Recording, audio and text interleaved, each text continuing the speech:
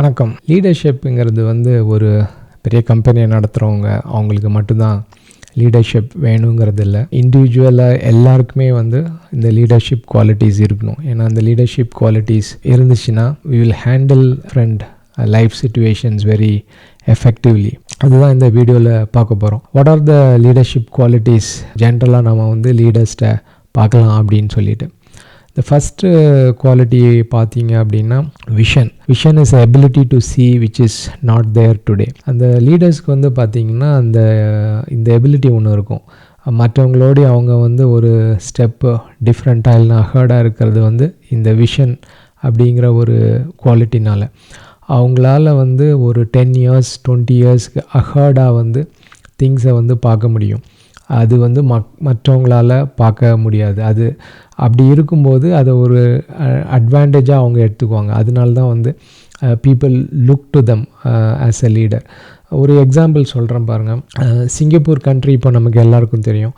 நம்ம அங்கே விசிட் பண்ணியிருந்தோன்னா உங்களுக்கு தெரியும் that the country was well planned and it was very neat. ஆனால் ஒரு ஏர்லி 50sலலாம் அப்படி அந்த கண்ட்ரி அப்படி இருக்காது. It is like any other third world developing countries. ரொம்ப டர்ட்டியாக தான் இருக்கும்.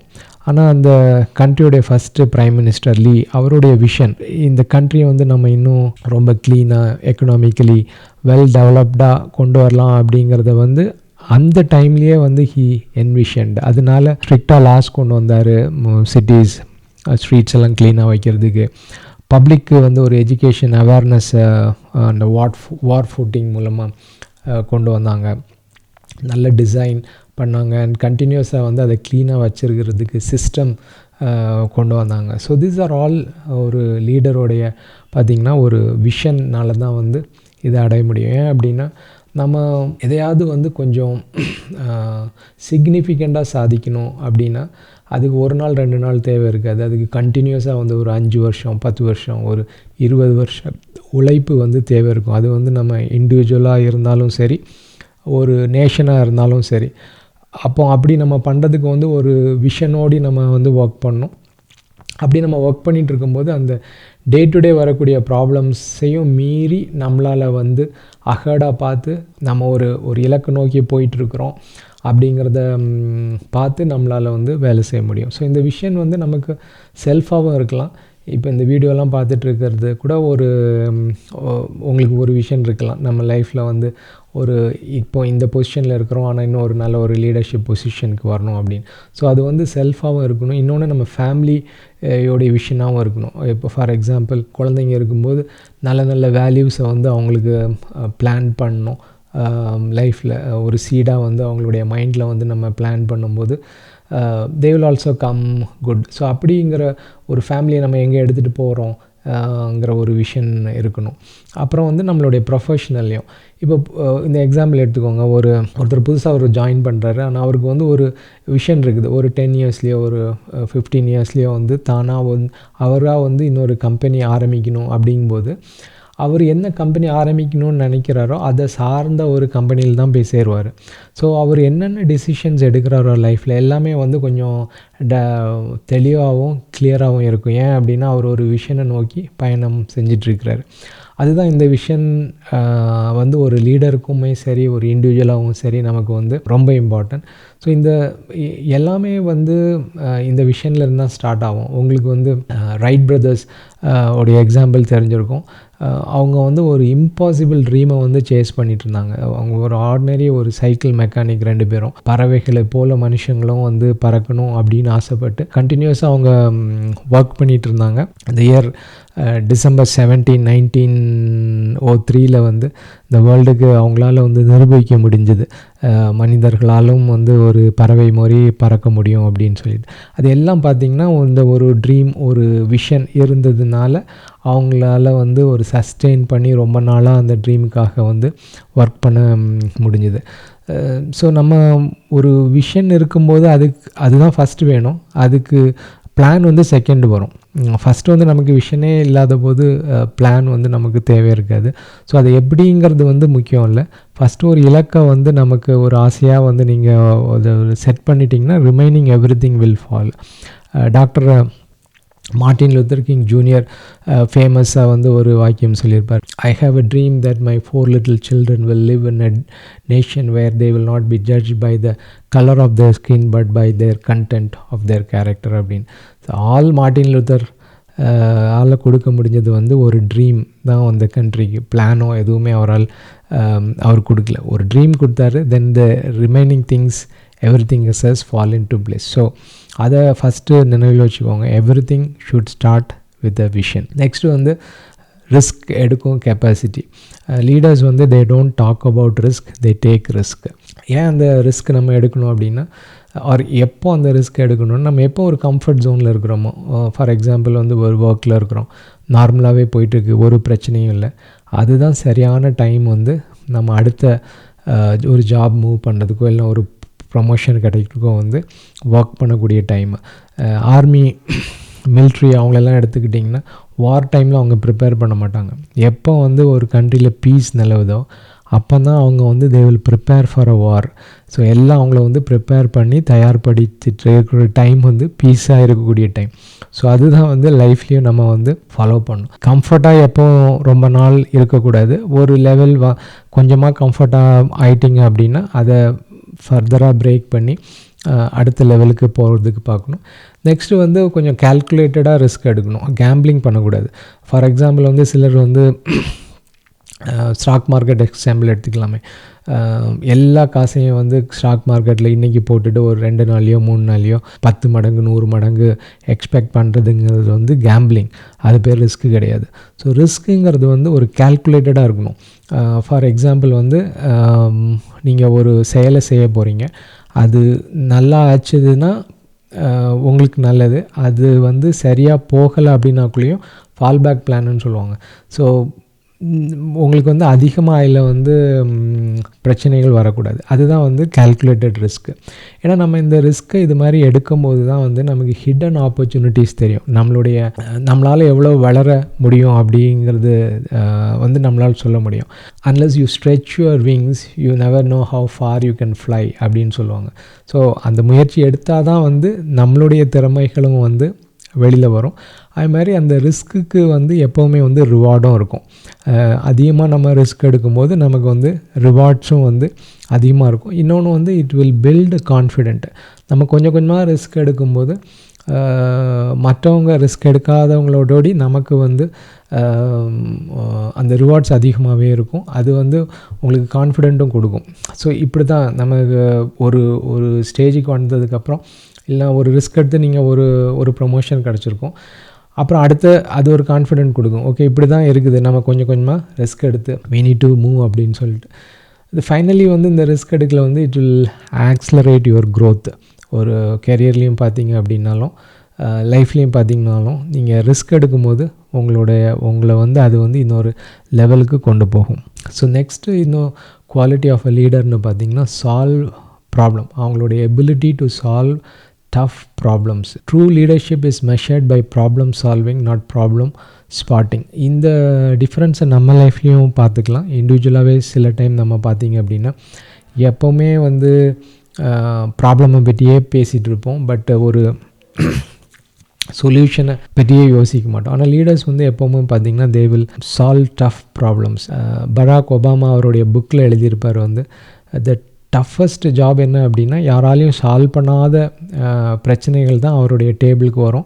தென் as a leader he need to take the decisions. So லீடர்ஸாக இருக்கவங்க வந்து பார்த்திங்க அப்படின்னா டஃப் ப்ராப்ளம்ஸை வந்து சால்வ் பண்ணணும். ஸோ நம்ம என்ன ஒரு ஜாபில் ஒரு பொசிஷன்ஸ் எடுத்தாலுமே இல்லை லைஃப்பில் எடுத்தாலுமே மென்டலாக வந்து we need to be prepared that there will be problems will be there and I should able to solve it.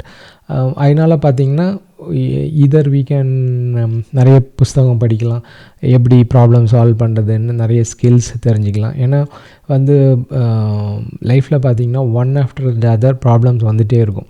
So in any job பார்த்திங்கன்னா most of the time it is solving the problem தான். So our ability to solve problem after problem without much tired will make that great reader.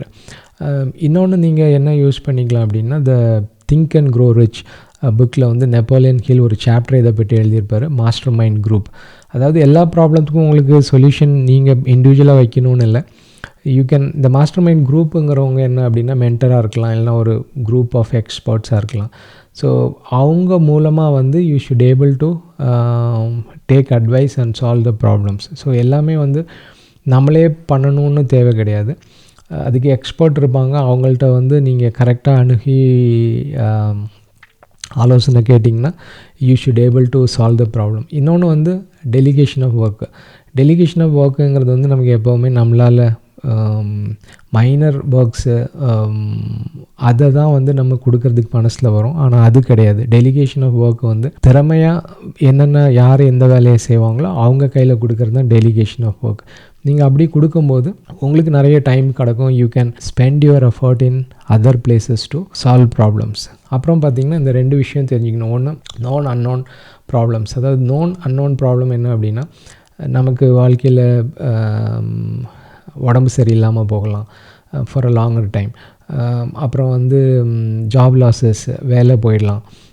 So இதெல்லாம் வந்து நடக்கும், ஆனால் வந்து எப்போ நடக்கும்னு தெரியாது. அதுதான் நோன் அன்னோன். ஸோ இதுக்கும் வந்து மென்டலாக ப்ரிப்பேர் பண்ணிக்கணும். ஸோ ஃபினான்ஷியலாக வந்து நம்ம பிளான் பண்ணிக்கணும். ஃபார் எக்ஸாம்பிள் வந்து ஜாப் லாஸஸ் வந்து தவிர்க்க முடியாது. நமக்கு வந்து ரிசெஷன்ஸ் வரும், எகெயின் மார்க்கெட் அப் போகும், திருப்பியும் ரிசெஷன்ஸ் வரும். ஸோ எப்போல்லாம் இந்த ரிசெஷன்ஸ் வருமோ அப்போல்லாம் வந்து பார்த்திங்கன்னா ஜாப் லாஸஸ் ஆகும். அதுக்கு என்ன ஃபினான்ஷியல் அட்வைசர்ஸ்லாம் சொல்லுவாங்க அப்படின்னா, கண்டிஜென்சி ஃபண்ட்ஸ் வச்சுக்கலாம். ஒரு 6 மந்த்ஸ்லேருந்து ஒரு 2 இயர்ஸ் வரைக்கும் உங்களுக்கு அத்தியாவசிய தேவைக்கு எவ்வளவு மந்த்லி பணம் தேவையோ அதை வந்து நீங்கள் சேர்த்து அதை தனியாக வந்து ஒரு அக்கௌண்ட்டில் வச்சுக்கலாம். இதுதான் வந்து ப்ரிப்பேர்டாக இருக்குது. ஸோ அந்த இவான்ச்சுவலிட்டி வந்து நடந்துச்சுன்னா we are prepared, we know that நம்ம வந்து ஆல்ரெடி பிளான் பண்ணி வச்சிட்டோம். அட்லீஸ்ட் அந்த ஃபினான்ஷியல் ஸ்ட்ரெஸ் இல்லாமல் வந்து we can navigate பண்ணிக்கலாம். ஸோ இதுதான் எதிர்பார்த்து நம்ம வந்து ஒரு பிளான் பண்ணி ஒரு லீடர்ஷிப் குவாலிட்டி மூலமாக வந்து அதை சால்வ் பண்ணுது. இன்னொன்று வந்து அன்னோன் யாருக்குமே தெரியாது, ஆனால் அது நடந்துடும். ஃபியூ இயர்ஸ் பேக் வந்து நமக்கு நடந்த பேண்டமிக்லாம் வந்து இது மாதிரி தான், யாருமே எதிர்பார்க்கல, பட் நடந்துருச்சு. ஆனால் அது கூட வந்து நம்ம நல்லா ஹிஸ்ட்ரியல்ஸ்லாம் பழைய லெசன்ஸ்லாம் லேர்ன் பண்ணி வச்சுருந்தோம் அப்படின்னா கொஞ்சம் அந்த மாதிரிப்பட்ட அன்சர்டனிட்டிஸை கூட நம்மளால் வந்து ப்ராப்ளம்ஸை கூட நம்மளால் வந்து சால்வ் பண்ண முடியும். நெக்ஸ்ட்டு வந்து handling failures. So success is not the absence of failure but the ability to overcome failures. ஃபெயிலியருங்கிறது வந்து இன்னவிட்டபிள், அதை வந்து தவிர்க்க முடியாது. ஏன்னா அது வந்து ஒரு பார்ட் ஆஃப் த ப்ராசஸ். நம்ம வந்து என்ன ஒரு முயற்சி எடுத்தாலும் வந்து ஃபெயிலியர் ஆகும், சக்ஸஸ் ஆகும். திருப்பி அடுத்த பீக்குக்கு போகும்போது ஃபெயிலியர் ஆகும், சக்ஸஸ் ஆகும், ஃபெயிலியர் ஆகும், சக்ஸஸ் ஆகும். ஸோ எப்போவுமே ஒரு மவுண்டன் கிளைம் பண்ணுறதை கூட யோசிச்சுக்கோங்க. ஒரு பீக்கு நம்ம போயிட்டோம் அப்படின்னா அதுலேருந்து கீழே இறங்கிட்டு தான் அடுத்த பீக் ஏற முடியும். ஸோ இது வந்து ஒரு நேச்சுரல் ஃபினாமினா மாதிரி. ஆனால் அது என்ன டிஃப்ரென்ஸ் நமக்கும் நல்ல ஒரு சாலிடான ஒரு லீடருக்கும் ஆர்டினரி பீப்புளுக்குன்னா, நல்ல சாலிடான லீடர் வந்து அதை வந்து ஒரு ஸ்டெப்பிங் ஸ்டோனாக எடுத்துக்குவார். அதில் என்ன லேர்ன் பண்ணிவிட்டு அந்த ஆப்பர்ச்சுனிட்டிஸ் எதெல்லாம் விட்டு போச்சுதோ எதெல்லாம் லேர்ன் பண்ணிவிட்டு அதை எப்படி இன்னும் திறமையாக செய்யலான்னு சொல்லிவிட்டு அடுத்தது பிளான் பண்ணி அடுத்த லெவலுக்கு அவங்க முயற்சி பண்ணி போயிட்டே இருப்பாங்க. ஸோ இதை மட்டும் ரிமெம்பர் பண்ணிக்கோங்க. You can change your plans any time but you should not change your goals. ஒரு இலக்கை நீங்கள் வந்து செட் பண்ணிட்டீங்க, எனக்கு வந்து நல்ல மார்க் எடுக்கணும் ஸ்கூல்லையோ இல்லைனா காலேஜஸ்லேயோ, இல்லைனா ஒரு நல்ல வேலைக்கு போய் சேரணுங்கிறது வந்து உங்களுடைய இலக்கு. அந்த இலக்கை வந்து சேஞ்ச் பண்ணக்கூடாது.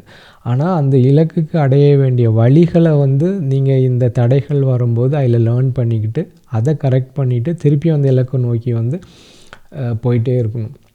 இன்னொன்று ஃபெயிலியர்ஸ் நம்ம வரும்போது ஒன்று தப்பு பண்ணுறது என்ன அப்படின்னா குயிட் பண்ணிடுறது. ஒரு இலக்கு இது மாதிரி செட் பண்ணியிருப்போம், ஒரு முயற்சி செய்யும்போது கண்டிப்பாக வந்து ஃபெயிலியர்ஸ் வரும். அது வந்த உடனே மனசு சோர்ந்துட்டு உடனே விட்டுட்டு போயிடுறது. ஸோ அப்படி பண்ணக்கூடாது. அது வந்து யோசித்து நமக்கு எல்லாருக்கும் டயர்டு ஆகும், மென்டல் ஒரு ஸ்ட்ரெஸ் இருக்கும். ஸோ அதில் வந்து நம்ம குவிட் பண்ணணுமா இல்லை ரெஸ்ட் வேணுமாங்கிறது வந்து தெரிஞ்சுக்கணும். மோஸ்ட் ஆஃப் த டைம் பார்த்திங்கன்னா நமக்கு வந்து ஒரு பிரேக் தான் தேவை. ரொம்ப கஷ்டமாக இருக்குது வேலை செய்கிறதுக்கு, you are getting more tired, more stressed அவுட்னா take a break. 1 or 2 days leave எடுத்துகிட்டு you can go to new places ஒரு மென்டல் சேஞ்சுக்கு.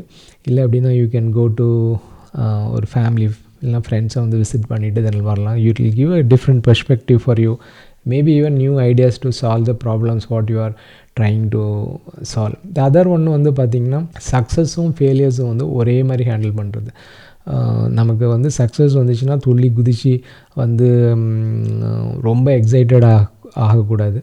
அதேமாரி ஃபெயிலியர் வந்தாலும் ரொம்ப துகழ்ந்து போயிடக்கூடாது. ரெண்டுமே வந்துச்சுன்னா ஓகே, நம்ம ஒரு இலக்கு நோக்கி போனோம், அதை அடைஞ்சிட்டோம், அதுக்குள்ளே செலிப்ரேட் பண்ணலாம். பட் ரொம்ப நாள் அதிலே இருக்காமல் we need to move on. The same thing on failure also.